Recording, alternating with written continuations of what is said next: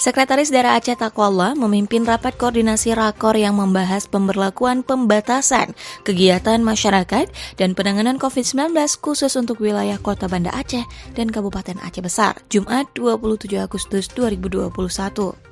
Rakor yang berlangsung di ruang rapat Sekda Aceh itu digelar guna menemukan solusi untuk menekan tingginya angka penyebaran COVID-19 di Aceh. Masyarakat Banda Aceh dan Aceh Besar lanjut Sekda saling terikat dalam banyak hal sehingga laju mobilitas masyarakat yang keluar masuk dari dan kedua daerah tersebut sangat tinggi. Takwallah menyebutkan kenyataan yang terjadi saat ini adalah sulitnya mencegah terjadinya kerumunan masyarakat seperti di pasar, warung kopi, dan tempat umum lainnya. Permasalahan itu dinilai rumit lantaran status zonasi antara Banda Aceh dan Aceh Besar berbeda, di mana Banda Aceh melarang kegiatan semacam itu, namun Aceh Besar terkesan lebih longgar dan menolerir kegiatan seperti itu.